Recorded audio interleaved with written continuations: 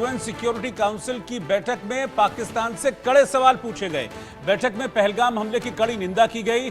धर्म पूछकर लोगों को निशाना बनाने का मुद्दा भी उठाया गया। पाकिस्तान की तरफ से भड़काने वाले बयान दिए जा रहे हैं, ये यूएनएससी में कहा गया है। तो इस वक्त की ब्रेकिंग न्यूज, बड़ी खबर मैं आपको बता रहा हूं। पाकिस्तान दरअसल यूएनएससी पहुंचा था, वहां पर गिड़गिड़ा रहा था कि कुछ उसको मदद मिलेगी, उल्टा लताड़ पर गई।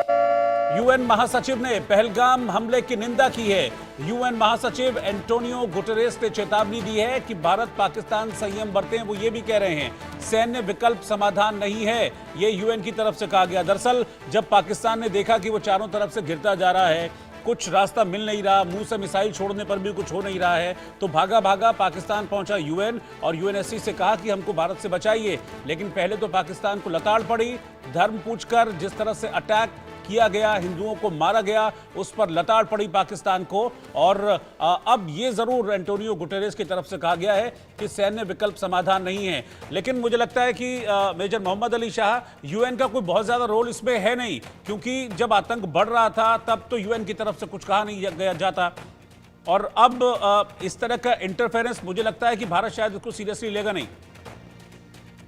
जी देखिए, हमने हमारे सामने रूस और यूक्रेन का जंग देखा, हमने चल ही रहा है। हमने इजराइल फिलिस्तीन का देखा, वहां पे अभी भी चल रहा है वो। हमने तरह तरह के युद्ध देखे हैं और हमने यूएन का भी रोल देखा है इसके अंदर कि उन्हें दखलंदाजी देने की कोशिश करी। कोशिश में कहूंगा, क्या वो कामयाब हुए? नहीं हुए। अगर हम सोच रहे हैं कि यूएन आएगा तो नहीं आएगा, कि यूएन कुछ कर पाएगा, कुछ नहीं कर पाएगा इसमें। देखिए, और ये जो मॉक ड्रिल है, क्योंकि ये बहुत जरूरी है हमारे आम नागरिकों को भी समझना कि देश की सुरक्षा फौजी तो करता ही है, बॉर्डर पे, सरहदों पे अपनी, और फौजी लड़ता है इसलिए नहीं क्योंकि उसे नफरत है दुश्मनों से, इसलिए क्योंकि उसको मोहब्बत है अपने मुल्क के लोगों से ज्यादा। तो जो हमारे मुल्क के लोग हैं उनका भी फर्ज बनता है कि फौजियों का भी सपोर्ट करें, सहयोग दें, उनका हाथ बढ़ाएं। और जैसे राष्ट्रीय सुरक्षा है उसके अंदर भी, जैसे मॉक ड्रिल हो गई, मॉक ड्रिल में साइलेंस बजेगा, ब्लैकआउट होएगा, तो फिर लोगों को कम से कम तैयार रहे, मेंटली प्रिपेयर्ड रहे कि कभी खुदा ना खास्ता, भगवान ना करे, गॉड फॉरबिड, ऐसा ना हो कि कभी कुछ हुआ। बेसिकली आप, मैं हल्का एग्जाम्पल देता हूँ रोहित भाई, फिर मैं खत्म करता हूँ। अफगानिस्तान और तालिबान और पाकिस्तान की छेड़ हुई। तालिबान ने पाकिस्तान पे हमला किया, उनकी मिलिट्री एस्टैब्लिशमेंट पे हमला किया। पाकिस्तान ने जवाबी कार्रवाई करी, उन्होंने उनके सिविलियन टारगेट्स को बनाया, सिविलियन को टारगेट बनाया। तो पाकिस्तान का कोई भरोसा नहीं है। ये बिल्कुल ये नॉन प्रोफेशनल आर्मी है, माफ कीजिएगा। बहुत लोग हैं जो सोचेंगे कि बड़े प्रोफेशनल आर्मी है पाकिस्तान की। ना, प्रोफेशनल आर्मी कभी ऐसी हरकतें नहीं करेगा। प्रोफेशनल आर्मी कभी उग्रवादी को ट्रेनिंग नहीं देगा। प्रोफेशनल आर्मी कभी प्रॉक्सी वॉर नहीं लड़ेगा, क्योंकि उसमें दम नहीं है, हिम्मत नहीं है।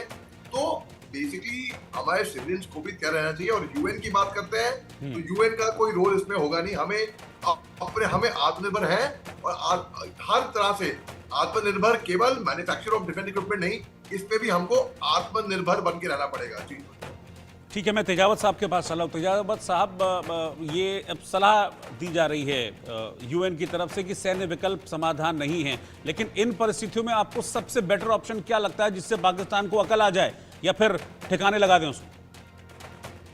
देखिए रोहित साहब, मेरी बात से बहुत सारे जो बुद्धिजीवी कहलाने वाले लोग हैं वो हो सकता है कि सहमत ना हो, पर आपको इतिहास देखना पड़ेगा। आपको ये इतिहास देखना पड़ेगा कि क्या युद्ध को हमने कितनी ही बार अवॉइड किया, क्या इसका कोई फायदा हुआ।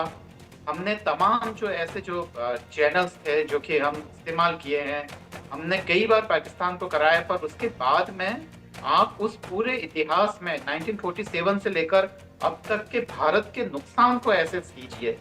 भारत के विकास की गति रोकी गई है। भारत को इतने तमाम सालों में बहुत बड़ी कीमत देनी पड़ी है, और ये सारे वहाँ के हुक्मरानों को लेकर है।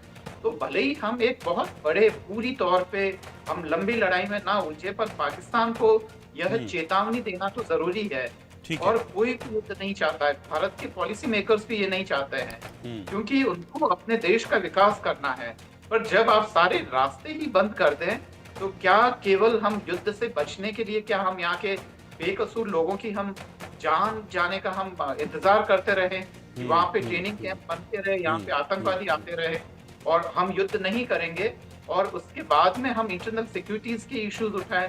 इंटरनल सिक्योरिटीज का अपना मामला है और वो तो यूरो अमेरिकन कंट्रीज जो कि इतने साधन संपन्न हैं, जिनके पास इतना पैसा है, जब ठीक उनकी है। भी सिक्योरिटी एकदम चाक चौबंद नहीं हो सकती है, तो भारत पे तो ये और इस प्रश्न वक्त तो पाकिस्तान की स्थिति वैसे भी पतली है। आप दोनों मेरे साथ बने रहिए। इस समय पाकिस्तान की सिचुएशन वैसे भी बहुत पतली है, क्योंकि एक तरफ तो उसको भारत का डर सता रहा है, दूसरी तरफ वहां टीटीपी और बीएलए ने भी पाकिस्तान के खिलाफ बिगुल बजा दिया है। पाकिस्तान के खिलाफ वो भी लगातार कूच कर रहे हैं, अटैक कर रहे हैं उनके ऊपर।